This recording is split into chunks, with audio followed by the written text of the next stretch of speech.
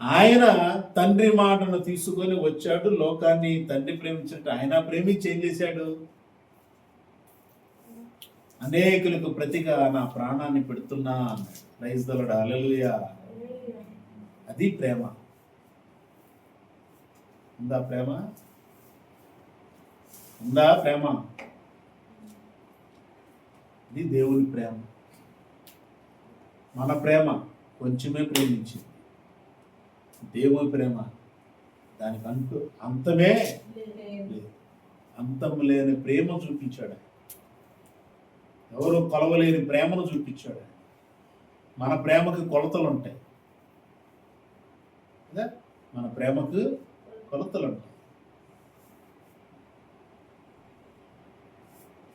మన ప్రేమను మనం కొన్ని వస్తువులతో తూచుతాం, తూకం వేస్తాం అన్నమాట మన ప్రేమ. అదే మన ప్రేమ అవతల వాడు ప్రేమిస్తేనే ప్రేమ మనలో ఉంటుంది. ఆ ప్రేమ ఎందుకు? అవతల వాడు మనకు చేసిన సహాయాన్ని బట్టి కొంతసేపు, ఇంకా అప్పటి వరకే ఉంటుంది. అంతే, అయిపోయిన తర్వాత మళ్ళీ వాళ్ళెవరు మనెవరు. ప్రేమలు అలా ఉంటుంది. అనంతమైన ప్రేమ యేసు ప్రేమ. అందుకనే ప్రేమ కలిగి సత్యము చెప్పుచు క్రీస్తు వలె ఉండుటకు మనం అన్ని విషయములలో ఎదుగుదము అన్నాడు పౌలు గారు. ప్రేమ కలిగి సత్యము చెప్పుచు క్రీస్తు వలె ఉండాలంట. ప్రేమ ఎదగాలి, అన్ని విషయాలు ఎదగాలి. మనం కొన్నే పట్టుకుంటే ఇది చాలు, ఇందులో అక్కర్లేదు, ఇందులో ఎదుగుతాం. ఎంతవరకు అది కరెక్ట్? మనం నిర్ణయం తీసేసుకుంటాం. మనం నిర్ణయం తీసేసుకొని దాని ప్రకారంగా మనము ఆలోచన చేస్తూ ఉంటాం. మన ప్రేమ కొలతలతో కూడుకున్న ప్రేమ. దేవుని ప్రేమకు కొలతలు అనేవి లేవు. అందుకని ఆయన సిలువలో చేతులు విశాలం చేసి మేకులు పెట్టారు. అంటే దాని అర్థం ఏంటి? వాళ్ళు చేసింది అదే, కానీ ఆయన మాత్రం ఏం చూపిస్తాడు? ఇంతగా నిన్ను ప్రేమించా అని 2 చేతులు చాచి మన వైపు తన ప్రేమను వెల్లడిపరుస్తున్నాడు. ప్రైజ్ ది లార్డ్, హల్లెలూయా. శ్రమ ఓర్పు పరీక్ష నిరీక్షణ కలిగేది. మనం శ్రమల యందు నశించబడుతున్నాం. ఎందుకనగా ఈ నిరీక్షణ మనలను సిగ్గుపరచదు. సిగ్గుపడే స్థితిలో మనమేమో క్రైస్తవులం. నేను క్రైస్తవునని చెప్పుకుంటే అవతల వాళ్ళు ఏమంటారు? నేను క్రీస్తుని వెంబడిస్తున్నా. క్రీస్తుని వెంబడిస్తున్నానని చెప్పడానికి ఇంకో పదం కూడా చేర్చచ్చు. పరిశుద్ధుడైన క్రీస్తుని వెంబడిస్తున్నా. నేను పరిశుద్ధ రక్తాన్ని చిందించి సిలువ మీద మరణించిన క్రీస్తుని వెంబడిస్తున్నాను. నేను నీతిమంతుడైన క్రీస్తుని వెంబడిస్తున్నాను. నేను నా కోసం సిలువపై మరణించి సమాధి చేయబడి తిరిగి 3వ దినాన లేచిన క్రీస్తుని వెంబడిస్తున్నాను. నేను మనం చెప్పగలిగింది ఇదే చెప్పాలి. అవతల వాడి గుండెల్లో ఉన్న అపవాది చచ్చిపోవాలి. వాళ్ళ గుండెల్లో ఉన్న అపవాది చచ్చిపోతేనే వాడికి విడుదల. ప్రైజ్ ది లార్డ్, హల్లెలూయా. ఆ పరిశుద్ధుడైన క్రీస్తు మన గుండెల్లో ఉండాలి. అప్పుడు మనలో ఉన్నటువంటి అన్నిట్లో నుంచి విడుదల పొందుకుంటాం. మనం ప్రభువు కొరకు గట్టిగా నిలబడగలుగుతాం. దేనికోసమే గట్టిగా నిలబడతాం. దేని గురించి మనం ఆలోచన చేయం. దేని గురించి ఆలోచన చేయం. మన ప్రాణాలే కానీ, మన ఆస్తులే కానీ, అంతస్తులే కానీ, ఏమైనా కానీ, మన డబ్బే కానీ, మన పదవే కానీ, పేరు ప్రఖ్యాతులే కానీ ఏమీ ఆలోచన చేయం. నిజంగా క్రీస్తులో మనము కరెక్ట్గా ఉంటే, క్రీస్తు యొక్క అనంతమైనటువంటి ప్రేమ, అంతము లేనటువంటి ప్రేమ మన హృదయాలలో కూడా ఉంటే, పరిశుద్ధాత్మ ద్వారా దేవుని ప్రేమ మన హృదయాలలో కుమ్మరింపబడి ఉందా? కుమ్మరింపబడి ఉన్నది. ఎలాగనగా మనం ఇంకా బలహీనమై ఉండగా క్రీస్తు యుక్త కాలమున భక్తిహీనుల కొరకు చనిపోయాను. నీతిమంతుని కొరకు సైతం ఒకడు చనిపోవటదు.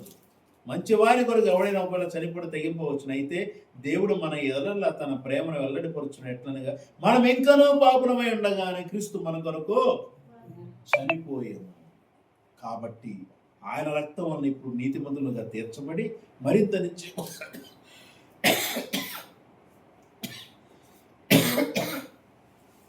నిశ్చయముగా ఆయన ద్వారా ఉగ్రత నుండి రక్షింపబడుతుంది. ఎలాగనగా శత్రులమై ఉండగా ఆయన కుమారుని మరణం ద్వారా మనము దేవునితో సమాధానపరచబడిన వారమై ఆయన జీవించడం చేత మరింత నిత్యముగా రక్షింపబడుతుము. ఆయన కుమారుని మరణము ద్వారా దేవునితో మనల్ని సమాధానపరుచుకున్నాడు. కాబట్టి ఆయన జీవించడం చూడగా మరింత నిత్యముగా మనము రక్షింపబడుతాము. ఆయన ఇప్పుడు తండ్రి కుడి పార్శ్వమున ఉన్నాడు. చూడండి, మరణాన్ని లేచాడు, మరణం నుంచి లేచాడు, బయటికి జీవించాడు. ఆయన జీవించాడు కాబట్టి మనకు రక్షణ. ఆయన మరణం నుంచి లేకపోతే, ఆయన సమాధిలో నుంచి లేవకపోతే ఇంకా రక్షణ ఎవరికి ఉంది? ఎవరికి లేదు. ఆయన చనిపోతే ఇంకా రక్షణ అనేది అందరిలాగే కదా చనిపోతే, అందరిలాగే ఆయన చనిపోతే. కానీ ఆయన చనిపోయి తిరిగి 3వ దినాన లేచాడు. ఆయన జీవించాడు కాబట్టి మనం రక్షింపబడతాం. ఆయన నమ్మిన వారందరూ రక్షింపబడతారు. ఆయన జీవించటం వలన దేవుడు ఆయన మృతుల్లో నుంచి లేపాడు. ఆయన దేవుని చేత లేపబడినటువంటి ఆయన ద్వారా మనం దేవునితో సమాధానపరచబడాలి. ఆయన పరిశుద్ధుడు, ఆయన నీతిమంతుడు, ఆయన యథార్థపరుడు. కాబట్టి మనము కూడా నీతి, యథార్థ, పరిశుద్ధతలో మనము సంపూర్ణతలోకి వెళుతూ ఉంటే మనము కూడా ఆయన వచ్చినప్పుడు, దేవుడు తన మహిమతో వచ్చినప్పుడు, క్రీస్తు తన మహిమతో దేవునితో కూడా వచ్చినప్పుడు సమాధుల్లో ఉన్న నీతిమంతులు అనేకులు మనలా లేస్తారు. ఒకప్పుడు లేచారు. సిలువ యేసుక్రీస్తు ప్రభువారు మరణించినప్పుడు, ఆయన తిరిగి పునరుద్ధారుడైనప్పుడు వాళ్ళందరూ కూడా లేచి నీతిమంతులు సమాధులు తెరవబడ్డాయి. అనేకులు లేచి అనేకులు కనపడ్డారంటారు. కాబట్టి మనం కూడా నీతిమంతులమైతేనే లేవబడేది, లేకపోతే లేదు. నీతిమంతులమైతేనే మార్పు పొందేది. వాడు గుర్తుపెట్టుకోవాలంతే, సింపుల్. పరలోకములో పాపం ఉన్నట్లయితే అపవాదిని అక్కడే ఉంచుకునేవాడు దేవుడు. భూమి మీద దోషవేయాల్సిన అవసరం ఉండేదే కాదు.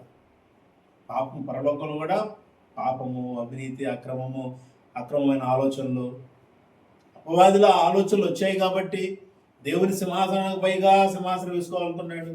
అలాగే యేసుక్రీస్తు ప్రభువారికి వ్యతిరేకంగా ఆయన దేవుడి పని ఆయన చేస్తూ ఉంటే ఆ పని చేయనీయకుండా అడ్డుపడ్డాడు. పరలోకంలో కూడా అనేక విధాలుగా పరలోకంలో కూడా యేసుక్రీస్తు ప్రభువారు అపవాది వలన, వారి యొక్క దూతల వలన అక్కడ ఆయన ఇబ్బంది పడ్డాడు. అపవాది యేసుక్రీస్తుని శత్రువుగా చూశాడు.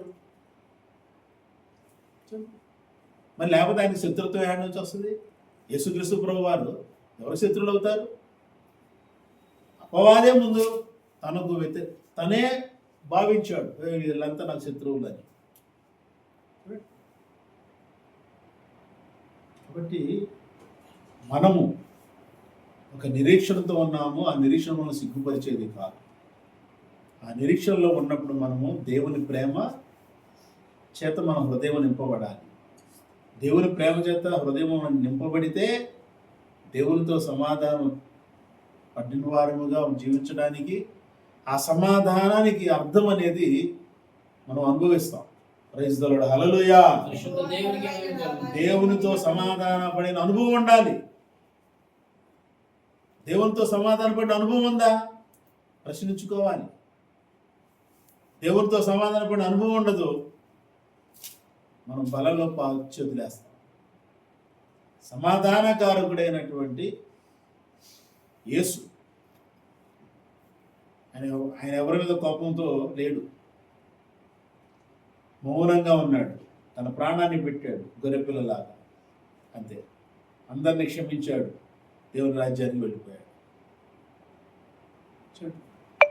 మనము కుటుంబంలో సమాధానం ఉండదు, బయట సమాధానం ఉండదు, స్నేహితుల మధ్య సమాధానం ఉండదు, ఇరుగు పొరుగు వారితో సమాధానం ఉండదు. ఆ రోజు క్రైస్తవ సమాజాల గురించి మాట్లాడతాం. ఒక సేవకుడు అంటే ఒక సేవకుడు పడదు, ఒక విశ్వాసి, ఒక సంఘ విశ్వాసం అంటే ఇంకో సంఘ విశ్వాసం పడదు. చూడండి, దేవుడు మనకిచ్చింది ప్రేమ కలిగినటువంటి జీవితాన్ని ఇచ్చాడు. క్రీస్తు ద్వారా ప్రేమతో ఉండే జీవితాన్ని ఇచ్చాడు. బ్రతికినంత కాలం ప్రేమతో ఉండాలి, బ్రతికినంత కాలం సమాధానంతో ఉండాలి. కాబట్టి చాలా జాగ్రత్తగా జీవించాలి. బలలో చేతులు వేయబోతున్నాం కాబట్టి మనము ఎలాంటి స్థితిలో దేవుని సన్నిధిలో ఉంటున్నాం అనేది మనం పరీక్షించుకోవాలి. నీతిమంతులము మరి నీతిగా ఉన్నామా? ఏ విషయాలు మనం తప్పిపోతున్నాం? ఏ విషయాల్లో మనం ఎలా ఉంటున్నాం? ఏం ఆలోచిస్తున్నాము? ప్రశ్నించుకోవాలి. ఎందుకు నేను ఇలా ఉంటున్నాను? దేవుని కోసం ఎందుకు నేను ఏమి 100% చేయలేకపోతున్నాను? కనీసం 60% కనీసం 50% అని ఎందుకు చేయలేకపోతున్నాను? ఒక ఆలోచన మనము కలిగి ఉంటాం. మనం మార్చుకొని మనము సిద్ధపరచుకొని ఆయన సన్నిధిలో ఉండాలి. కాబట్టి ఇప్పుడు ఉన్న ప్రియమైన దేవుని సన్నిధి చాలా జాగ్రత్తగా జీవించుదాం. ప్రతి దినాల్లో ఉన్నాం. సంవత్సరం జరుగుతూ ఉండగా దేవుని రాకడ, ప్రభువు యొక్క రాకడ సిద్ధమవుతా ఉంది, సిద్ధపడుతుంది. లోకంలో అనేకమైన మార్పులు వస్తున్నాయి. సరే, మార్పులు వస్తూనే ఉంటాయి. ఏం జరుగుతుంది అంటే మనకు అవసరం లేదు, కానీ మన జీవితంలో ఏం జరుగుతుందో మనకు కావాలి. మన ఆత్మలో ఏం జరుగుతుందో మనకు కావాలి. మన ఆత్మలో బలంగా ఉన్నామో బలహీనంగా ఉన్నామో మనకు కావాలి. మనం బలహీనమై ఉండగా ఎంతకాలం మన క్రీస్తు మన బలహీనుల కొరకు చనిపోయాడు ఆయన. మరి మనం బలహీనులుగా ఉన్నాము. ఇంకా క్రీస్తు జీవించడం చేత మనం రక్షింపబడుతున్నాం కదా, ఆయన జీవించాడు కదా, మరి ఆయన నమ్మాము కదా, బాప్తిసం తీసుకున్నాం కదా, బలలో పాల్పంచుకున్నాం కదా, మనం నీతిమంతులమా? ఆలోచన. కాబట్టి ఇప్పుడు తెలుసు ఈ మాటలు కూడా మనం చాలా జాగ్రత్తగా జీవించిందో సంఘానికి, అనేకులకు, మనకు, మన కుటుంబానికి ఆశీర్వాదకరంగా ఉన్నాం. దేవుడి మాటలను ఆశీర్వదించి తన కృపతో తన ఆత్మతో అభిషేకించి దేవుడు తన నామమునకు మహిమ తెచ్చుకును గాక. Praise the Lord. హల్లెలూయా. నీతి స్వరూపుడైన యెహోవా ఘనమైన నామానికి మహిమ కలుగును గాక. చిన్న ప్రార్థన వాక్యం గురించి. మహాగణుడా, మహోన్నతుడా, కృపగల తండ్రి, సహాయకుడా, నజరేయుడైన యేసునామమున తండ్రి, ఈ వాక్కులను బట్టి మీకు వందనాలు చెల్లిస్తున్నాం. నజరేయుడైన యేసునామములో ఈ మాటలు మీ ఆత్మ ద్వారా మీ అపోస్తలులను ఉపయోగించుకొని మా కోసం అనుగ్రహించినందుకు వందనాలు. Thank you my God.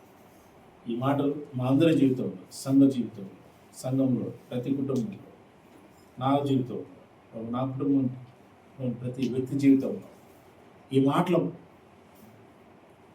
అనుభవం కలగటానికి, ఈ మాటల్లో ఉన్నటువంటి విషయాలను ప్రభువా అర్థం చేసుకునే మనసుతో మేము ఉండి మేము చాలా జాగ్రత్తగా తండ్రి మీతో సమాధానంతో ఉంటూ నడుస్తూ ఉండడానికి మాకు సహాయం దయచేయండి ప్రభువా. మీ కుమారుని యొక్క రాకడ వరకు మేము చాలా జాగ్రత్తగా మీ వాక్కులను బట్టి అడుగులు పెట్టడం మాకు సహాయం దయచేయమని, నిరీక్షణతో సిగ్గుపడకుండా నిరీక్షణ కలిగిన వారిలో మీ రాక ఎదురు చూసే బిడ్డలుగా నీతిగా యథార్థ పరిశుద్ధంగా ఉంటే సహాయం చేయండి. Thank you. ఈ సంవత్సరం, నూతన సంవత్సరము, నూతనమైనటువంటి ఆత్మ ఆశీర్వాదాలు, ఆత్మ వరాలతో మిమ్మల్ని అభిషేకించి నడిపించి వినాలని మహిమ తెచ్చుకున్నాను. ఈ మాటలు వీళ్ళందరి జీవితాల్లో మీరు నెరవేరుస్తున్నది వందనాలు చెల్లిస్తున్నాను. యేసు నామములో ప్రార్థిస్తున్నాను పరలోకపు తండ్రి. Amen. Praise the Lord. Hallelujah. నీతి స్వరూపుడు యెహోవా ఘనమైన నామానికి మహిమ కలుగును గాక.